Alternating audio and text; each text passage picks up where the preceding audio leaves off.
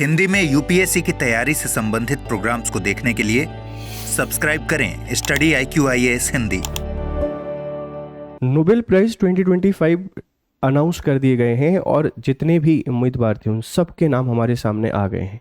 एक एक करके आपने ढेर सारे नोबेल पुरस्कारों को पढ़ लिया होगा, लेकिन ये भी ज़रूरी है कि हम उनको एक साथ कवर करें, एक ही साथ, हमारे एग्ज़ाम के पॉइंट ऑफ व्यू से, इन जनरल स्टडीज़ और सम टाइम इंटरव्यू में भी यहाँ से सवाल बन जाते हैं। तो इन सबको देखते हुए आज एक ही क्लास में सारे नोबेल प्राइज़ 2025 आपको देखने को मिलेंगे। इसी के साथ में इसका जो बेसिक है, शुरुआत कैसे होती है और क्यों इनको दिया जाता है, ये सारी बातों को समझने की कोशिश करेंगे। आप इन लेक्चरों को लेकर अपने फीडबैक हमको ज़रूर दिया करें, जो एक बहुत ज़रूरी चीज़ है। आप फीडबैक देते हैं तो उससे एक टीचर को मोटिवेशन मिलता है बेहतर काम करने के लिए, और आपके प्रिपरेशन में किस तरीके से हेल्प हो रही है इन क्लासेस से, आप ये भी हमको ज़रूर बताएं। राइट, ये नोबेल पुरस्कार 2025 है।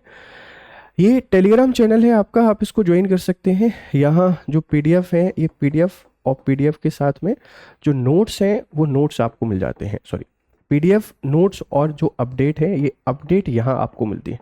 तो किसी तरीके के नोट्स आपको चाहिए, कोई PDF आपको चाहिए, कोई अपडेट आपको चाहिए, इस टेलीग्राम चैनल को आप लोग ज्वाइन कर लीजिए। यहाँ से आप अपनी प्रिपरेशन को बेहतर करने के लिए कुछ क्वालिटी कंटेंट मिलेगा। राइट, शुरुआत कैसे होती है? देखो, अल्फ्रेड नोबेल ने अपनी जो संपत्ति है, इस संपत्ति का 94% नोबेल पुरस्कारों की स्थापना के लिए 1895 में अपनी वसीयत में आवंटित किया। ये अल्फ्रेड नोबेल हैं, ये वही व्यक्ति है जिसने अपनी जो प्रॉपर्टी थी, इस प्रॉपर्टी का 94% दान दे दिया, और इसी से अभी जो नोबेल पुरस्कार आपको मिलते हैं, ये नोबेल अवार्ड दिए जा रहे हैं। राइट, प्रथम पुरस्कार 10 दिसंबर 1901 में दिया गया था। क्षेत्र कौन कौन से हैं, किन किन एरियाज में पुरस्कार मिलता है, उसमें फिजिक्स, केमिस्ट्री, फिजियोलॉजी और मेडिसिन, लिटरेचर, शांति। ये कुछ पुरस्कार याद रखना। आर्थिक विज्ञान, इकोनॉमिक साइंस, ये 1968 में जोड़ा गया, 1968 में इसको ऐड किया गया, 1969 में पहली बार ये दिया गया था। तो ये कब अनाउंसमेंट किया गया कि नोबेल पुरस्कार दिए जाएंगे, पहली बार कब दिया गया, कौन कौन से क्षेत्र में दिया जाता है, ये 1968 में। बाद में इकोनॉमिक्स का जोड़ा गया है। एक बैंक है, उस बैंक की स्थापना में, कौन सी बैंक है जिसने अपने 300वें साल की स्थापना दिवस के समारोह पर यह अनाउंस किया कि अब हम नोबेल पुरस्कार देंगे, और इकोनॉमिक साइंस का होगा, अर्थव्यवस्था का आप लोग इसको कहते हैं। राइट, ये कुछ क्षेत्र हैं, इन क्षेत्रों में दिया जाता है। कब से शुरुआत हुई आप इसको याद रख लेंगे। प्रस्तुति, स्वीडिश अकेडमी भौतिकी, रसायन, साहित्य और आर्थिक विज्ञान। ये स्वीडिश एकेडमी याद रखना, ये किस किस का पुरस्कार देती है, फिजिक्स, केमिस्ट्री, लिटरेचर और इकोनॉमी। ठीक है, फिर है कैरोलिंस्का इंस्टीट्यूट। कैरोलिंस्का इंस्टीट्यूट के द्वारा चिकित्सा या मेडिसिन का पुरस्कार दिया जाता है। और नॉर्वेजियन नोबेल कमेटी, ये शांति का पुरस्कार देती है। नॉर्वेजियन नोबेल कमेटी को याद रखना, ये बार बार पूछा जाता है कि पीस पुरस्कार किसके द्वारा दिया जाता है। स्वीडिश एकेडमी जो है, ये फिजिक्स, केमिस्ट्री, लिटरेचर और इकोनॉमी। इसी के साथ में आप लोग याद रखेंगे कि कैरोलिंस्का इंस्टीट्यूट्स के द्वारा चिकित्सा या मेडिसिन का नोबेल पुरस्कार दिया जाता है, और नॉर्वेजियन जो नोबेल कमेटी है, ये शांति का पुरस्कार देती है। इनाम क्या मिलता है, ये ऐसा कुछ आपको मिलेगा। 24 कैरेट सोने की पन्नी वाली हरी सोने की पदक डिप्लोमा, मौद्रिक पुरस्कार 11 मिलियन सीख, US 1.035 मिलियन 2023 के अकॉर्डिंग, इतनी राशि इसमें मिल रही है अभी करंटली। कितना पैसा मिलता है ये भी ध्यान रख लीजिएगा, और कौन कौन सा इंस्टीट्यूट या कौन कौन सी एकेडमी किस अवार्ड को प्रेजेंट कर रही है, वो भी हमने याद रखना है। राइट, जैसे पीस बहुत पूछा जाता है, नॉर्वेजियन कमेटी और स्वीडिश एकेडमी फिजिक्स केमिस्ट्री, यही ज़्यादा पूछे जाते हैं। मेडिसिन पे इतना फोकस नहीं किया गया है कि कैरोलिंस्का इंस्टीट्यूट के द्वारा मेडिसिन का जो पुरस्कार है, इसको रिप्रेजेंट किया जाता है। कितना पैसा मिल रहा है और क्या क्या मिल रहा है आप लोग समझ गए होंगे। ठीक, 1901 से लेकर 2024 तक 627 पुरस्कार, 1012 व्यक्ति और संस्थाओं को तो कितने पुरस्कार दिए जा चुके हैं, 627। कितने लोगों को मिल चुके हैं, 1012 पर्सन और यहाँ पर संस्थाएं हैं। इसके विशेष नियम क्या है? प्रत्येक पुरस्कार अधिकतम 3 व्यक्तियों के बीच बांटा जा सकता है। मैक्सिमम इसको लेने वाले जो लोग हो सकते हैं 3, मतलब अधिकतम 3 लोगों को मिल सकता है एक साथ। शांति पुरस्कार को संगठन भी प्राप्त कर सकते हैं। पीस अवार्ड एक ऐसा है जिसको कोई ऑर्गेनाइजेशन भी प्राप्त कर सकते हैं। मरणोपरांत पुरस्कार नहीं दिया जाता, लेकिन यदि व्यक्ति पुरस्कार के लिए चयनित होकर प्राप्त करने से पहले मर जाता है तो पुरस्कार दिया जाता है। मतलब जैसे आप देखेंगे ना कि भारत रत्न है, भारत रत्न मरणोपरांत भी दे दिया जाता है, लेकिन नोबेल जो पुरस्कार है ये मरणोपरांत नहीं दिया जाएगा। हाँ, आपका नॉमिनेशन हो गया और उसके बाद डेथ हो गई है तो फिर ये पुरस्कार आपको मिल जाएगा। ये कुछ विशेष नियम है, इनका ध्यान रखना। अधिकतम एक बार में 3 लोगों को दिया जा सकता है। शांति का जो पुरस्कार है, ओनली पीस अवार्ड इज, किसी भी ऑर्गेनाइजेशन, किसी भी संस्था को दिया जा सकता है। और इसी के साथ में एक बात और ध्यान रखना कि आफ्टर द डेथ, मरणोपरांत ये पुरस्कार नहीं दिए जा सकते। ये अगर मिलने के बाद, जैसे पुरस्कार आपको मिल गया है, अब डेथ हो गई है, तो फिर ये डेफिनेटली आपको दे दिया जाएगा, राइट। चलिए, नोबेल फाउंडेशन 29 जून 1900 को स्थापित पुरस्कार की वित्तीय और प्रशासनिक देखरेख करता है। तो नोबेल फाउंडेशन की स्थापना कब हुई? 29 जून 1900 को। यही इस पुरस्कार की देखरेख करता है। इन्हीं के द्वारा नॉमिनेशन मंगाए जाते हैं, इन्हीं के द्वारा शॉर्ट लिस्ट किया जाता है और फिर यही डिस्ट्रीब्यूट करते हैं इस पुरस्कार को, ठीक है। इन्हीं के द्वारा डिस्ट्रीब्यूट किया जाता है। निवेश के जरिए पुरस्कार की निधि का प्रबंधन बोर्ड 5 स्वीडिश या नॉर्वेजियन नागरिक इसमें रहते हैं। तो निवेश के जरिए जो संपत्ति थी उसका इन्वेस्टमेंट किया हुआ है और उस इन्वेस्टमेंट से जो रिटर्न आता है, इस रिटर्न के बेसिस पर इसके पैसे की या इसके फंड की व्यवस्था की जाती है। तो नोबेल फाउंडेशन कब बना? पैसा कहाँ से आता है? जो भी इन्वेस्टमेंट किया है उस इन्वेस्टमेंट से पैसा मिल जाता है, ध्यान रखिएगा, ठीक है। इतिहास, अल्फ्रेड नोबेल 1833 से लेके 1896 तक रसायनज्ञ, अभियंता और आविष्कारक हैं। डायनामाइट सहित 355 प्लस आविष्कार समृद्धि का स्रोत हैं।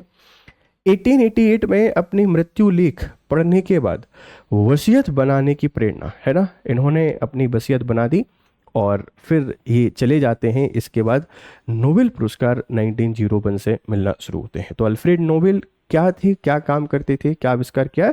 इनका फेमस जो आविष्कार है वो डायनामाइट है। और डायनामाइट को बनाने के बाद इनको दुख भी हुआ था कि मैंने ऐसा क्या बना दिया है जो पूरी दुनिया के लिए खतरा बन गया है। और इसके कारण लोग कहते हैं कि शायद इसी दुख में वो छोड़कर चले गए इस दुनिया को, इसी दुख में शायद उनकी डेथ हो जाती है। पर उन्होंने वसीयतनामे में नोबेल पुरस्कारों के बारे में चर्चा की कि कोई व्यक्ति बढ़िया काम करे, आप उसको पुरस्कार दो, ठीक है। चलिए, अब हम बात करते हैं सबसे पहले 2025 के जो भौतिकी के नोबेल पुरस्कार हैं, नोबेल प्राइज इन फिजिक्स। आप इस बात को ध्यान रखना कि 3 लोगों को दिया गया है। फिजिक्स का जो अवार्ड है, ये फिजिक्स का अवार्ड 3 लोगों के लिए दिया गया है। ये 3 लोग कौन कौन हैं? जॉन क्लार्क हैं, ये यूके से आते हैं। मिशेल एच डेबोरेट हैं, ये फ्रांस से आते हैं। और जॉन एम मार्टिन्सन हैं, ये यूएसए से आते हैं। तो 3 लोगों को फिजिक्स का पुरस्कार मिला है और 3 अलग अलग देशों से मिला है। ये भी आप लोग समझ पा रहे होंगे, नाम अच्छे से याद रखने हैं। जॉन क्लार्क यूके से आते हैं, जॉन क्लार्क। मिशेल एच डेबोरेट हैं और ये आते हैं फ्रांस से। जॉन एम मार्टिन्स हैं और ये कहाँ से आते हैं? यूएसए से। तो फिजिक्स का पुरस्कार 3 लोगों को, तीनों अलग अलग देशों से आते हैं। किस चीज़ के लिए? तो एक शब्द आपने बहुत सुना होगा, क्वांटम टनलिंग। इस क्वांटम टनलिंग के लिए और एक सर्किट के बारे में आप लोग बहुत सुन रहे होंगे, डिटेल में इस पर डिस्कशन कर चुके हैं। अभी सिर्फ और सिर्फ शॉर्ट में आप इस बात को समझिए कि विद्युत परिपथ में स्थूल क्वांटम यांत्रिक सुरंग, माइक्रोस्कोपिक क्वांटम टनलिंग और ऊर्जा क्वांटीकरण की खोज के लिए, जो ऊर्जा क्वांटीकरण है इसकी खोज के लिए इनको पुरस्कार मिला है। 3 लोगों को मिला है, तीनों अलग अलग देशों से हैं। खोज क्या है? क्वांटम टनलिंग के बारे में इन्होंने खोज कर हमको बताया कि जो घटनाएं माइक्रोस्कोपिक वे में होती हैं, आप उनको मैक्रोस्कोपिक वे में भी कर सकते हैं। मतलब जो घटनाएं हमको छोटे छोटे कणों में देखने को मिलती हैं वो बड़े बड़े कणों में भी देखने को मिल सकती हैं। और इसी से हमने क्वांटम जो कंसेप्ट है, क्वांटम कंप्यूटर या इन सब का आविष्कार कर पाए। इनकी खोज काफ़ी पहले की है, लेकिन आपको पता है कि बहुत लंबे समय तक जब आप काम करते हैं उसके बाद ही आपको सम्मान मिलता है। तो क्वांटम टनलिंग, और आपसे कोई पूछेगा इसके लिए इन 3 लोगों को पुरस्कार मिला है और तीनों अलग अलग देश के हैं। ये हैं Nobel prize in physics. John Clarke, ठीक है, मिशेल एच डेब्रेट और जॉन एम मार्टिन्स, इन तीनों लोगों को microscopic quantum mechanical tunnelling and energy quantisation in a electric circuit, energy quantisation एक इलेक्ट्रिक सर्किट में इनको ये पुरस्कार मिला है। तो ये दो शब्द हैं, आप इनको बहुत अच्छे से याद रखना। फिजिक्स का पुरस्कार किन किन लोगों को मिला है, मुझे उम्मीद है कि आपको समझ में आ गया होगा। अब इस कंसेप्ट को समझ लेते हैं। मुख्य खोज क्या है? एक इलेक्ट्रॉनिक परिपथ में सुपरकंडक्टर घटकों का उपयोग एक इलेक्ट्रिक जो सर्किट है इसमें कंडक्टर का उपयोग हमको करना है, जिससे क्वांटम सुरंग, क्वांटम टनलिंग और क्वांटीकृत ऊर्जा स्तरों का स्थूल पैमाने पर प्रदर्शन कर सके। आप अगर एक इलेक्ट्रॉनिक परिपथ में सुपरकंडक्टर का प्रयोग कर रहे हैं, सुपरकंडक्टर का, तो जो क्वांटम टनलिंग की प्रक्रिया है इसको बड़े जो पदार्थ हैं उन बड़े पदार्थों में भी देखा जा सकता है। बॉल के एग्जांपल के तौर पर समझाया गया है कि बॉल को जब दीवार से मारते हैं तो कुछ कण ऐसे होते हैं कि दीवार को क्रॉस करके उस तरफ चले जाते हैं। तो जिस परिपथ से वो गए हैं, जिस माध्यम से वो गए हैं, हमने उसको क्वांटम टनलिंग बोला है। अब ये छोटी छोटी चीज़ों पर हो रहा था, इसको बड़े स्तर पर भी किया जा सकता है, यही इन्होंने हमको बताया और इसी खोज के लिए इनको 2025 का भौतिकी का नोबेल पुरस्कार मिला है। 3 लोगों को, ध्यान रखिएगा, ठीक है। इन्होंने दिखाया कि क्वांटम यांत्रिकी प्रभाव बड़े सिस्टम में भी अस्तित्व में रह सकते हैं। जो छोटी जगह पर होते हैं ये बड़े सिस्टम पे भी अस्तित्व में रह सकते हैं। प्रयोग की विशेषताएं क्या है? 1984-85 में सुपरकंडक्टर आधारित परिपथ पर प्रयोग किया, जोसेफसन जंक्शन के माध्यम से अवरोध पार कराया, सिस्टम का व्यवहार क्वांटम यांत्रिकी के अनुसार क्वांटिजाइड हो गया। मतलब क्लासिकल जो हमारा फिजिक्स है उसको हमने क्वांटम फिजिक्स के अकॉर्डिंग कन्वर्ट करके दिखाया और इसी खोज के लिए इन लोगों को नोबेल पुरस्कार मिला है 2025 का, ध्यान रखिएगा। तो पहले हमने भौतिकी के पुरस्कार की बात की, ठीक है। भौतिकी में 118 नोबेल पुरस्कार दिए गए हैं अभी तक, 118। केवल 5 महिलाओं को भौतिकी नोबेल पुरस्कार मिल चुका है। नोबेल पुरस्कार का चयन royal Swedish academy of sciences करती है। Royal Swedish academy of sciences के द्वारा भौतिकी के नोबेल पुरस्कार का चयन किया जाता है। 3 लोगों को मिला है। क्वांटम टनलिंग और सुपरकंडक्टर सर्किट को याद रखना, जो चीज़ें जो घटनाएं छोटे तत्वों में हो रही थी उनको बड़े तत्वों में करके दिखाया और इसी खोज के कारण क्वांटम कंप्यूटर जैसे आविष्कार हमको मिले। हम जो बड़े बड़े इनोवेशन पे बात कर रहे हैं, रिसर्च पे बात कर रहे हैं, सैटेलाइट पे काम कर रहे हैं, इन सभी चीज़ों को ये बहुत आगे बढ़ाएगा, बहुत बूस्ट करेगा। हमारे पास बहुत मैक्सिमम डेटा स्टोरेज कैपेसिटी आएगी, उस डेटा को एनालाइज करने की कैपेसिटी आएगी और एक नए इनोवेशन हब के तौर पर पूरी दुनिया हमको देखने को मिलेगी। तो फिजिक्स का नोबेल 3 लोगों को मिला है। क्वांटम टनलिंग को अच्छे से याद रखिएगा। इसी आविष्कार के लिए 2025 का नोबेल फिजिक्स पुरस्कार दिया गया है। चिकित्सा या फिजियोलॉजी की बात करते हैं तो यहाँ भी 3 लोगों को मिला है। शिमोन सागागुची, जापान, मैरी ई ब्रोंको, अमेरिका, और फ्रेड रैम्सडेल, ये भी अमेरिका के हैं। तो मेडिसिन का जो पुरस्कार है, मेडिसिन या फिजियोलॉजी, ये भी 3 लोगों को मिला है। हालांकि ये रहने वाले 2 देशों के हैं। शिमोन सागागुची जापान से आते हैं, बाकी मैरी ई ब्रोंको अमेरिका और फ्रेड रैम्सडेल अमेरिका। 3 लोगों को मिल गया। फिजिक्स भी 3, फिजियोलॉजी या मेडिसिन भी 3 लोगों को पुरस्कार मिला है, ध्यान रखना। घोषणा की तिथि 6 अक्टूबर 2025। घोषक संस्था है कैरोलिंस्का इंस्टीट्यूट, स्टॉकहोम, स्वीडन। कौन अनाउंस करता है? कैरोलिंस्का इंस्टीट्यूट, स्टॉकहोम, स्वीडन में है। शोध विषय परिधीय प्रतिरक्षा सहिष्णुता, पेरिफेरल इम्यून टॉलरेंस पर इन्होंने खोज की है। एक हमारा जो इम्यून सिस्टम होता है, इस इम्यून सिस्टम का काम क्या है? अपनी बॉडी की रक्षा करना।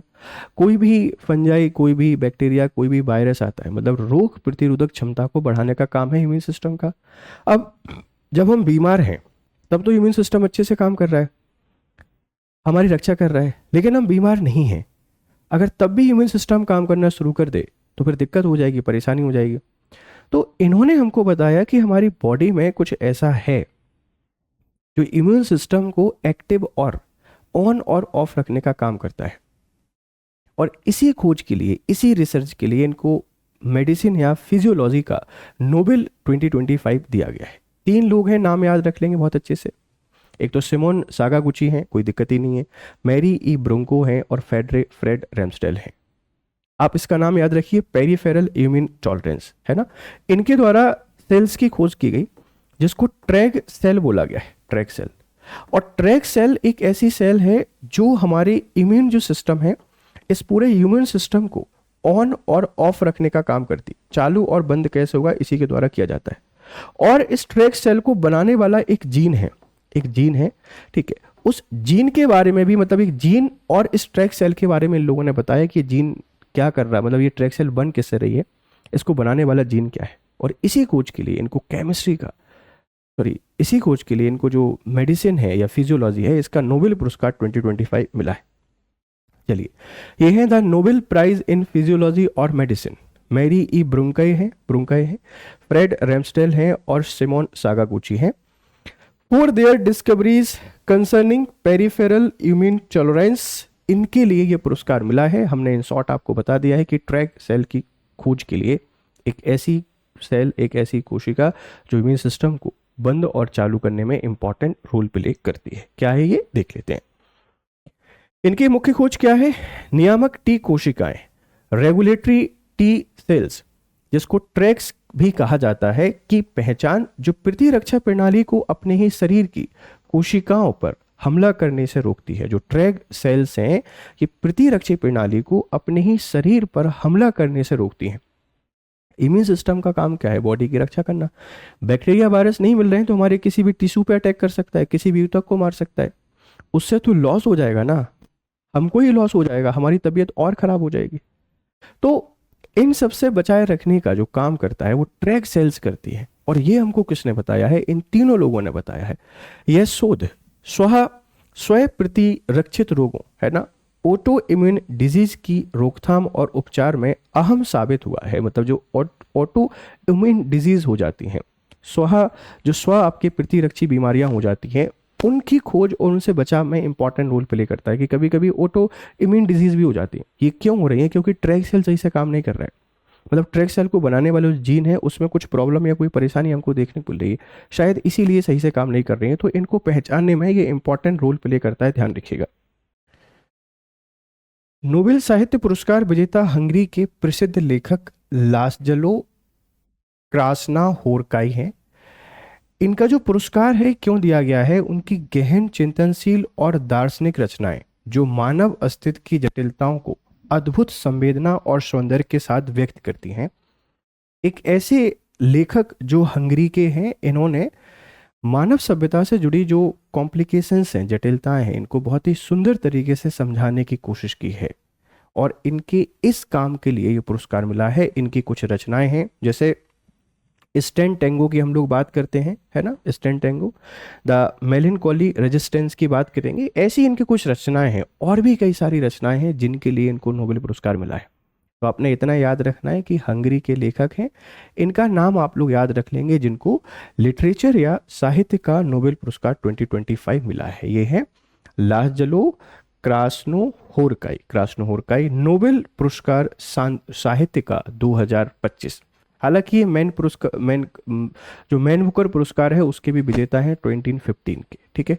तो इंपॉर्टेंट लेखक हैं, हंगरी से आते हैं और मानव सभ्यता की जटिलता है, इन जटिलताओं को इन्होंने समझाने की कोशिश की है। भारत में साहित्य क्षेत्र में नोबेल विजेता की बात करते हैं तो रविन्द्रनाथ टैगोर को 1913 में साहित्य के लिए नोबेल पुरस्कार से सम्मानित किया गया था। रविन्द्रनाथ टैगोर हैं, इनको 1913 में साहित्य के लिए नोबेल पुरस्कार से सम्मानित किया गया था। रविन्द्रनाथ टैगोर ने भारत का जनगण मन, बांग्लादेश का आमार सोनार बांग्ला का राष्ट्रगान और श्रीलंका का राष्ट्रगान भी उनसे ही प्रभावित है। तो रविन्द्रनाथ टैगोर एक बहुत इंपॉर्टेंट भारत के दार्शनिक विचारक फिलोसफर रहे हैं। वर्ष 1915 में मिली नाइटहुड की उपाधि को टैगोर ने 13 अप्रैल 1919 को जलियांवाला बाग हत्याकांड के विरोध में लौटा दी थी। रविन्द्रनाथ टैगोर को उनकी काव्य रचना गीतांजलि के लिए वर्ष 1913 में साहित्य के क्षेत्र में नोबेल पुरस्कार दिया गया, जो कि पुरस्कार जीतने वाले पहले गैर यूरोपीय थे। पहले भारतीय नहीं, पहले गैर यूरोपीय व्यक्ति हुआ करते थे, ध्यान रखना। उनको नोबेल पुरस्कार मिला 1913 में गीतांजलि के लिए। साहित्य का पुरस्कार हमको मिल चुका है। नोबेल शांति पुरस्कार, नोबेल पीस प्राइज, वेनेजुएला की विपक्षी नेता मारिया मचाडो को नोबेल पीस पुरस्कार 2025 मिला है। वेनेजुएला में लोकतांत्रिक अधिकारों को बढ़ावा देना, तानाशाही से शांतिपूर्ण लोकतांत्रिक बदलाव लाना, लगातार 20 वर्षों से लोकतंत्र के लिए संघर्ष। उन्होंने एक संगठन बनाया है, सूमेट नामक संगठन की स्थापना की, जो लोकतंत्र और मुफ्त निष्पक्ष चुनाव की दिशा में काम करता है। वेनेजुएला जो पॉलिटिकल और इकोनॉमिक क्राइसिस से जूझ रहा है, उस वेनेजुएला में इनके द्वारा लोकतंत्र की स्थापना के लिए प्रयास कर रहे हैं, पूरे विपक्ष को एकजुट किया है और तानाशाही जो है उस तानाशाही के खिलाफ आवाज़ उठाकर ये खड़ी हुई हैं। तो मारिया जो मचाडो हैं ये वेनेजुएला से हैं, इनको नोबेल पीस प्राइज़ मिल चुका है। हालांकि मांग तो इसकी डोनाल्ड ट्रंप भी कर रहे थे, बट इनके प्रयासों के लिए इनको पुरस्कार मिला है। आज के समय पर काफ़ी प्रासंगिक भी हैं। एक तानाशाही के दौर की हम लोग बात करते हैं, इस तानाशाही के दौर में अगर किसी व्यक्ति को नोबेल पुरस्कार मिल रहा है, वो भी डेमोक्रेसी शांति की स्थापना के लिए, तो कितना इंपॉर्टेंट अचीवमेंट है उनके लिए। तो मारिया मचाडो को याद रखना, ये वेनेजुएला से आती हैं और इनके संगठन का नाम याद रखना सूमेट। ये भी आपसे कोई पूछ सकता है।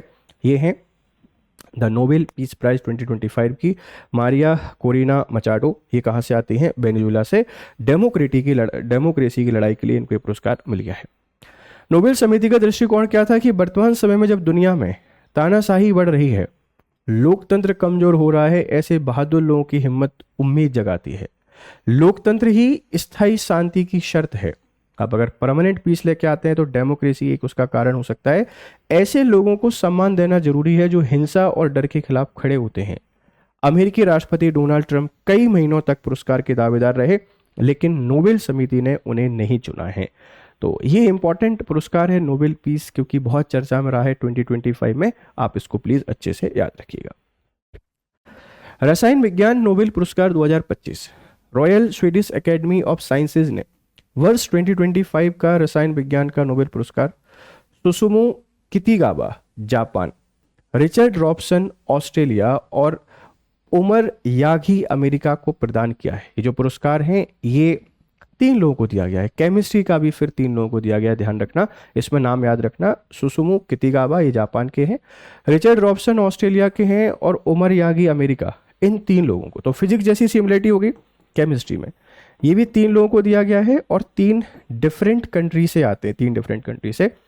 यह पुरस्कार उन्हें मेटल ऑर्गेनिक फ्रेमवर्क MOF के क्षेत्र में दिए गए हैं। अभूतपूर्व कार्य के लिए दिया गया है। MOF मेटल ऑर्गेनिक फ्रेमवर्क है। आप समझिए ऐसे क्रिस्टलिन एलिमेंट्स हैं या ऐसे तत्व हैं जो मानव सभ्यता के लिए बहुत ही इंपॉर्टेंट हैं। इनके पास सोखने की क्षमता बहुत ज़्यादा होती है और इसीलिए हमारे सामने होने वाली ढेर सारी परेशानियाँ हैं, जैसे पर्यावरण प्रदूषण है, जल प्रदूषण है, क्लाइमेट चेंज है, इन सब का solution in metal organic framework के पास है। ये मेटल और ऑर्गेनिक कंपाउंड से मिलकर बने हुआ एक नया एलिमेंट है जो कि क्रांतिकारी है, रेवोल्यूशनरी है। आप इसका यूज़ करके बहुत सारी समस्याओं का समाधान कर सकते हैं। तो मेटल ऑर्गेनिक फ्रेमवर्क की खोज के लिए केमिस्ट्री का पुरस्कार दिया गया है और ये भी 3 लोगों को मिला है, ध्यान रखिएगा। नोबेल प्राइज केमी 2025, the Nobel prize in chemistry 2025 दिया गया है। ये सुसुमो कितागावा, रिचर्ड रॉबसन, ठीक है, और उमर M यागी, इन लोगों ने एक बहुत ही क्रांतिकारी काम किया है, इसको ये पुरस्कार मिला है। मेटल ऑर्गेनिक फ्रेमवर्क MOF क्या है? MOF धातु आयनों और कार्बनिक अणुओं से बनी त्रिआयामी 3D छिद्रयुक्त संरचनाएं हैं।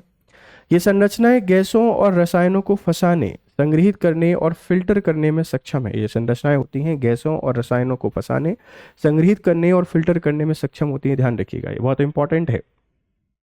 धातु आयनों और कार्बनिक अणुओं से बनी त्रिआयामी 3D छिद्र युक्त संरचनाएं हैं, इनमें छिद्र होते हैं।